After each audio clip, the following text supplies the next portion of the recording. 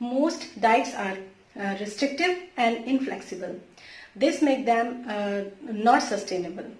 Today we are talking about calorie restricted diet और calorie deficient diet. Calorie restricted diet का मतलब क्या होता है और ये किस तरीके से लोग इसके पीछे भागते हैं, इसको फॉलो करते हैं, क्योंकि समटाइम्स दो तरह की कैटेगरीज अगर मैं देखूं तो उसमें एक तो होते हैं जिनको हार्मोनल इम्बैलेंस होता है, जिनके हार्मोन्स खराब या हार्मोन्स बिगड़ जाने की वजह से, इम्बैलेंस हो जाने की वजह से उनके अंदर ओबेसिटी आई है, यानी कि वो मोटे हुए हैं। एक वो लोग होते हैं जिनके अंदर हार्मोनल इश्यूज नहीं होते हैं, लेकिन वो अपने गलत लाइफस्टाइल के कारण इस तरह की जो प्रॉब्लम है वो ओबेसिटी की उसको फेस कर रहे हैं। तो दोनों के लिए जो डाइट्स होती हैं, पहली बात तो अलग अलग डाइट्स होती हैं। एक डाइट आप कोई भी फॉलो नहीं कर सकते कि वो आप थायराइड पेशेंट है, पीसीओडी वाले पेशेंट है वो भी उसको कर रहे हैं, और एक जो नॉन थायराइड और नॉन पीसीओडी वाले पेशेंट्स है वो भी उसको फॉलो कर रहे हैं। क्या इसमें फर्क होता है, इसके बारे में मैं आज आप लोगों से बात करूंगी। दूसरी बात, ऐसे कौन से डेंजरस दो ड्रॉबैक्स आप फेस करते हैं उसके बाद जब आपके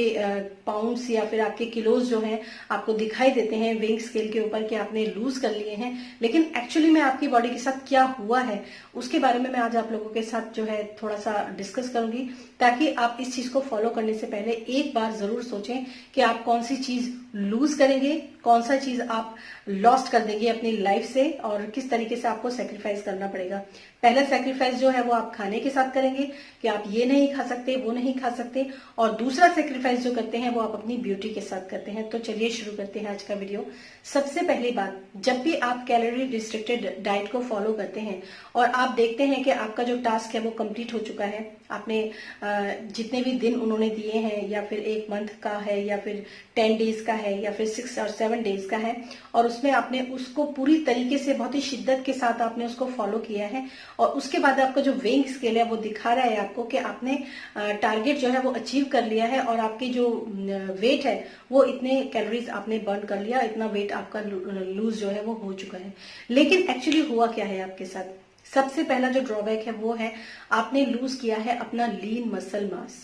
और वो क्यों हुआ है? क्योंकि जब हम कैलोरी डेफिशिएंट डाइट को फॉलो करते हैं तो उस समय हमारे दिमाग में रहता है सिर्फ और सिर्फ कैलोरीज कम होनी चाहिए। उसमें हम ध्यान नहीं देते हैं कि हमको प्रोटीन के ऊपर बहुत ज्यादा ध्यान देना है, क्योंकि प्रोटीन अगर आपकी डाइट से जरा भी कम होगा, क्योंकि प्रोटीन आपके हर पोर्शन में होना चाहिए, प्रोटीन अगर आपने अपने डाइट से कम किया, अच्छा खासा प्रोटीन भी अगर आपने कम किया, तो कॉम्प्रोमाइज करते हैं आपका लीन मसल मास। सबसे पहली बात, आपका लीन मसल मास कम होगा, जो कि रिस्पॉन्सिबल है आपकी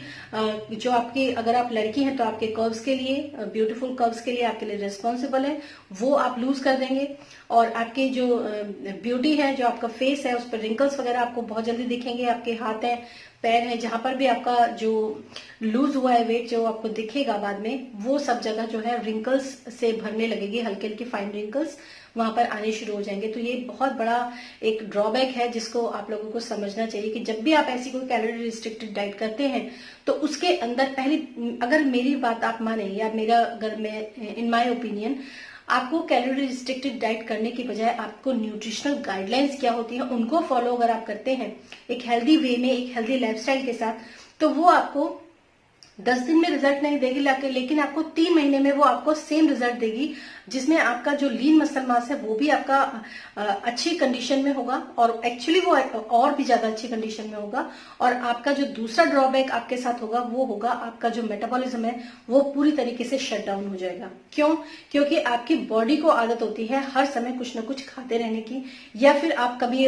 हल्का मील लेते हैं, कभी आप हैवी मील भी लेते हैं, तो वो उन सब चीजों के साथ वर्क करती रहती है, आपका जो मेटाबॉलिज्म होता है वो प्रॉपर काम करता है। लेकिन जिन लोगों को थायराइड का पेशेंट जो लोग होते हैं, या फिर जिनको हार्मोनल इम्बैलेंस होता है, उनका मेटाबॉलिज्म वैसे ही कॉम्प्रोमाइज रहता है, वैसे ही उनका मेटाबॉलिज्म काफी वीक रहता है, और अगर उसके साथ वो कैलोरी रिस्ट्रिक्टेड डाइट कर देते हैं तो वो जो मेटाबॉलिज्म हो जाता है वो बिल्कुल जीरो हो जाता है। उसके बाद आपकी जो मेजर प्रॉब्लम्स है, बहुत सारी डिजीज जो है रिस्पॉन्सिबल होती हैं आपके मेटाबॉलिज्म से रिलेटेड। यानी कि अगर आपको थायराइड का प्रॉब्लम नहीं भी है और आपका मेटाबॉलिज्म जो है वो बिल्कुल शट डाउन हो गया है, तो मे भी आपको उसके बाद जो है थायराइड इश्यूज क्रिएट हो जाए आपकी बॉडी के अंदर। तो ये सारी चीजें जो है आपको ध्यान रखनी चाहिए।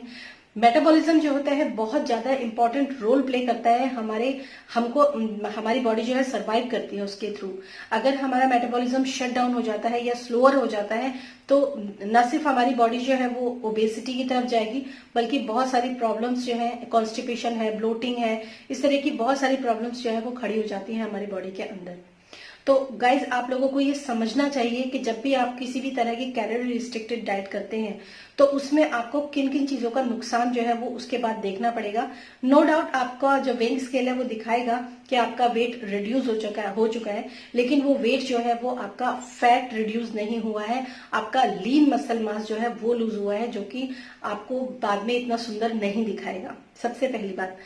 किसी भी चीज का शॉर्टकट आप मारने की अगर कोशिश करेंगे तो उसके रिजल्ट्स जो होते हैं वो कभी भी अच्छे नहीं होते हैं। तो इसीलिए फॉलो धीरे, और जो चीज आप धीरे धीरे करके फॉलो करेंगे वो इतनी फ्लेक्सिबल होगी कि आपको उसको अकॉर्डिंगली आप उसके साथ जी भी सकते हैं, आप उसको फॉलो भी कर सकते हैं। तो इस तरह से आप अपनी डाइट को जो है रिस्ट्रिक्टेड ना करें, क्योंकि जैसे कि आजकल का टाइम भी है कि लोग घर में बैठे हुए हैं, तो बहुत सारे लोग ऐसे हैं जो कैलोरी को ऊपर काउंट कर रहे हैं, कैलोरी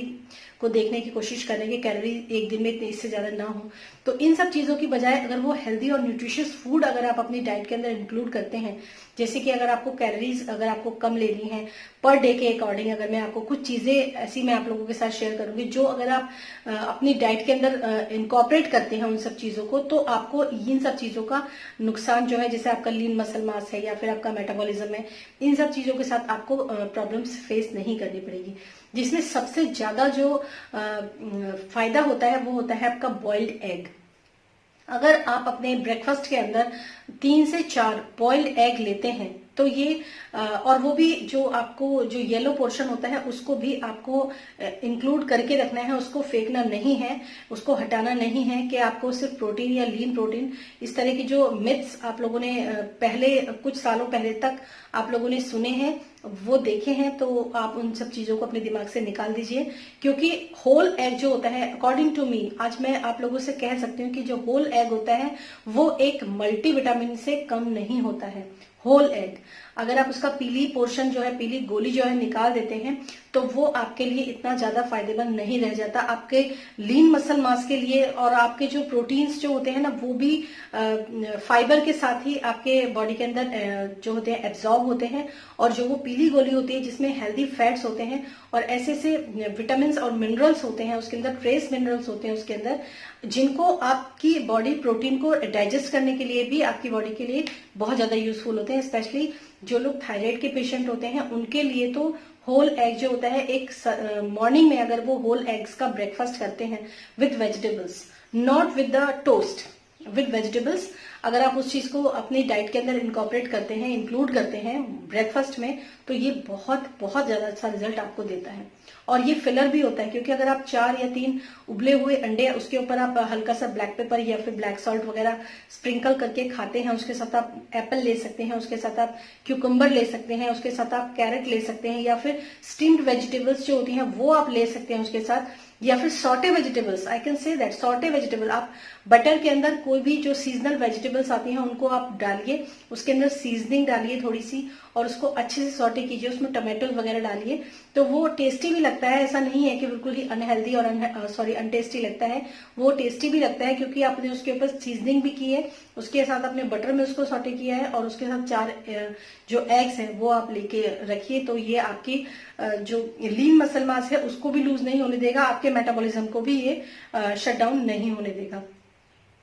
इसी तरीके से आप अपनी डाइट के अंदर इनकॉर्पोरेट करते हैं बहुत सारे स्प्राउट्स, अगर आप खाना शुरू करते हैं, या फिर आप अपने पपीता है, एप्पल है, या फिर बनाना को तो मैं नहीं कहूंगी क्योंकि अगर आप कैलोरी के बात करते हैं तो बनाना के अंदर जो कैलोरीज होती हैं वो काफी हाई होती हैं। ग्रीन टी वगैरह जो है उनको आप इनकॉर्पोरेट करते हैं अपनी डाइट के अंदर। और ओट्स जो कि एक तो मल्टीग्रेन ओट्स आते हैं और एक होते हैं जो स्टील कट ओट्स आते हैं और एक होते हैं जो रोल्ड ओट्स आते हैं। जो इंस्टेंट ओट्स आते हैं और जो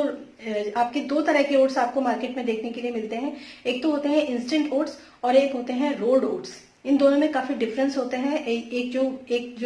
जो आपने इंस्टेंट ओट्स होते हैं वो प्रोसेस्ड होते हैं, वो उतना ज्यादा फायदा आपको नहीं देते हैं अगर आप मॉर्निंग में उसको लेते हैं।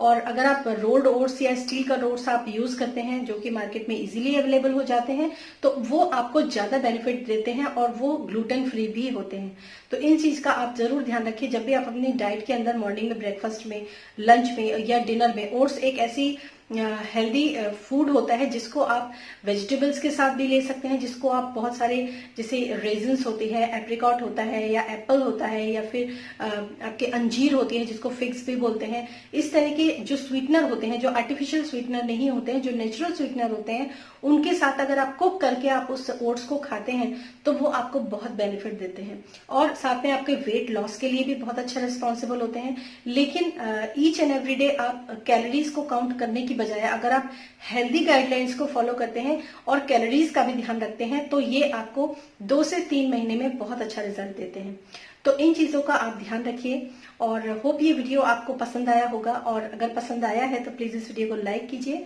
सब्सक्राइब कीजिए मेरे इस चैनल मधुलिका कश्यप को। फिर मिलूंगी मैं नेक्स्ट वीडियो में, तब तक के लिए thanks for watching this video. Bye bye.